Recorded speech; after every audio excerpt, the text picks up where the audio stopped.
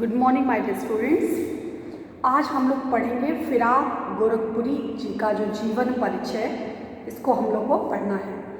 अब हम लोग का लगभग कोर्स ऑलमोस्ट कंप्लीट हो गया है। ये लास्ट चैप्टर है जो हम लोगों को पढ़ना है। तो आज हम पढ़ेंगे फिराक गोरखपुरी का जो है वह जीवन परिचय। तो सबसे पहले इनका नाम क्या है? इनका नाम, मूल नाम जो है वह रघुपति सहाय है। इनका मूल नाम है। इन्होंने अपना नाम परिवर्तित करके फिराक गोरखपुरी रख लिया था। उनकी जितनी भी रचनाएं हैं वो रचनाएं फिराक गोरखपुरी नाम से जो है बहुत ही प्रसिद्ध है। तो उर्दू साहित्य में इनका बहुत ही महत्वपूर्ण स्थान है, बहुत ही प्रतिष्ठित कवि के रूप में जाने जाते हैं। तो इनका नाम जो है क्या है? रघुपति सहाय। और इनको जो है इन्होंने अपनी रचनाएं जो है वो फिराक गोरखपुरी नाम से की है। इनका जो जन्म हुआ था, इनका जन्म ये गोरखपुर के हैं, इसलिए गोरखपुरी अपने नाम के आगे इन्होंने गोरखपुरी लगा लिया है। ये उत्तर प्रदेश के इनका जो जन्म है वह 28 अगस्त 1896। इनका जन्म है 28 अगस्त 1896 गोरखपुर यानी उत्तर प्रदेश में इनका जन्म हुआ था। सम्मान, इनको बहुत ही प्रतिष्ठित, बहुत ही महत्वपूर्ण सम्मान को ज्ञानपीठ पुरस्कार से नवाजा गया था। इनकी जो रचना है गुल-ए-नगमा, इनकी बहुत ही प्रतिष्ठित रचना है, बहुत ही प्रसिद्ध रचना है। गुल-ए-नगमा के लिए इनको साहित्य अकादमी पुरस्कार से इनको सम्मानित किया गया है।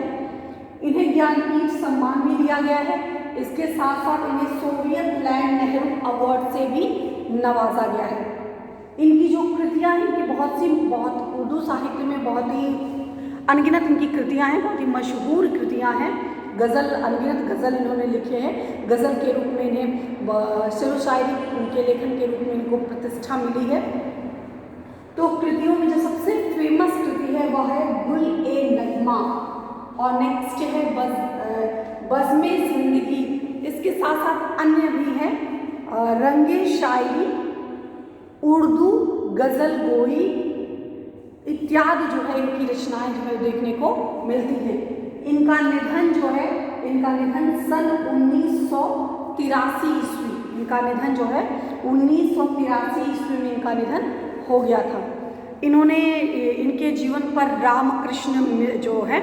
रामकृष्ण मिशन का जो है बहुत ही इनके ऊपर प्रभाव पड़ा है। रामकृष्ण परमहंस के ये अनुयायी माने जाते हैं। तो इन्होंने उनकी कहानियों को पढ़ करके ये बहुत ही प्रभावित थे।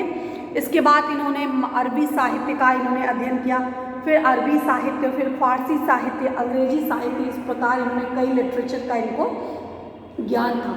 सन 1917 में यह जो है डिप्टी कलेक्टर के रूप में 1917 में डिप्टी कलेक्टर के रूप में यह नियुक्त हुए थे। फिर उसके बाद क्या हुआ कि स्वराज आंदोलन से प्रेरित होकर के इन्होंने अपना जो जॉब थी वो सरकारी सेवा जो है उन्होंने उससे क्या कर दिया? रिज़ाइन दे दिया, यानी उसको त्याग दिया। तो पद त्याग कर दिया सन 1918 में। 17 में डिप्टी कलेक्टर के रूप में ये अपॉइंट हुए थे और फिर 1918 में इन्होंने अपने पद से त्यागपत्र दे दिया था। सन 1920 में स्वाधीनता आंदोलन में इन्होंने बढ़ चढ़ के हिस्सा लिया और जिसके कारण इन्हें कई वर्षों तक जेल में भी रहना पड़ा।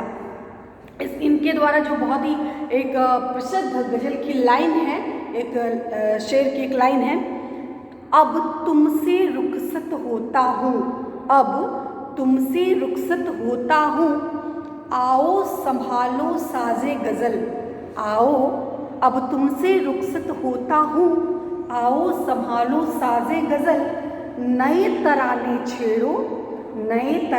छेड़ो, मेरे नगमों को नींद आती है।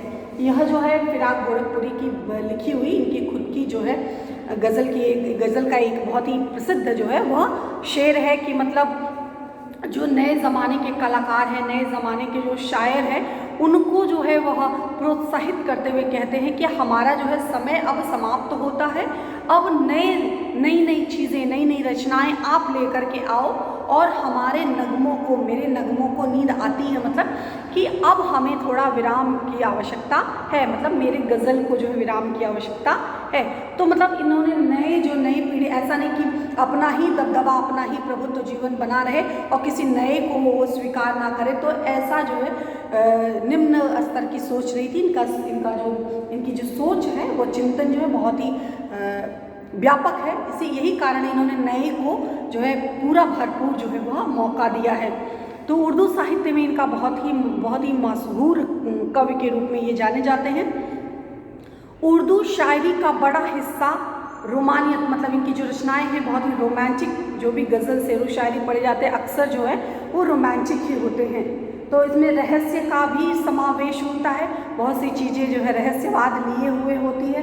इसके साथ साथ इसमें शास्त्रीयता, जो भी छंदबद्ध जो भी रचना होती है उसमें शास्त्रीयता का जो गुण है वह पाया जाता है।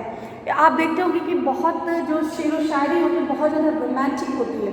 तो रोमांटिक होने के साथ प्रकृति चित्रण या फिर ये कहेंगे कि आम जनमानस से संबंधित लोक जीवन से जुड़ी हुई रचनाएं जो है वह शेरो शायरी में कम देखने को मिलती है। लेकिन फिर भी इन्होंने उस जो परंपरा बनी हुई थी, जो कि एक प्रकृति का उतना वर्णन नहीं मिलता था, लेकिन इन्होंने उस परंपरा को तोड़ा और अपनी रचनाओं में, अपने शेर के माध्यम से इन्होंने अतिरिक्त जो है प्रकृति का भी वर्णन बहुत ही अच्छे ढंग से, स्वाभाविक ढंग से करने का प्रयास किया। और भी मशहूर शायर और बहुत से जो है अदीब हुए हैं। इनमें नज़ीर अकबराबादी, जिसको आपने 9th में अगर पढ़ा होगा कोर्स भी, तो आपने नज़ीर अकबराबादी का नाम पढ़ा होगा। नज़ीर अकबराबादी, अल्ताफ़ हुसैन हाली जैसे जिन कुछ शायरों ने इस रिवायत मतलब जो रिवाज चला आ रहा था इसको तोड़ा, और उनसे एक प्रमुख नाम फिराक गोरखपुरी का भी है। तो मतलब जो चली आ रही परिपाटी थी उर्दू शायरी की, उस उर्दू शायरी की परिपाटी को, जिसमें प्रकृति का चित्रण कम मिलता था, लोक जीवन से जुड़ी हुई रचनाएं देखने को कम मिलती थी, तो फिराक गोरखपुरी ने भी इस परिपाटी को तोड़ा और अपनी रचनाओं में प्रकृति का भी चित्रण का समावेश किया। इनके पास शब्द भंडार, पहले ही हमें आपको बता दिया है कि इनको उर्दू का ज्ञान है, इंग्लिश का ज्ञान है और ज्ञान था इनको उर्दू का, अरबी का, तो इसलिए इनको शब्द भंडार में किसी तरह का कोई जो है कोई कमी नहीं थी। तो ये बड़े ही अच्छे ढंग से, बड़े ही स्वाभाविक ढंग से अपने हृदय की अनुभूतियों को शेर के माध्यम से, गज़ल के माध्यम से, रुबाइयों के माध्यम से अभिव्यक्त करने का प्रयास करते हैं। तो ये इस प्रकार जो है फिराक गोरखपुरी का जो है संक्षिप्त जीवन परिचय था। इन पर आधारित जो भी इसके बाद हम लोग इस पाठ, इनके द्वारा रचित जो रुबाइयाँ पाठ है, रुबाइयाँ और गज़ल, इस पाठ का हम लोग अध्ययन नेक्स्ट क्लास में करेंगे। तो यह तो एक संक्षिप्त परिचय था फिराक गोरखपुरी के बारे में। तो ये गोरखपुर के हैं, तो आप लोग अलग बुक से इनके बारे में, इनकी कृतियों के बारे में, इनकी रचनाओं के बारे में आप अलग से अध्ययन करिए, तो आपके लिए जो है बहुत ही लाभप्रद होगा। धन्यवाद।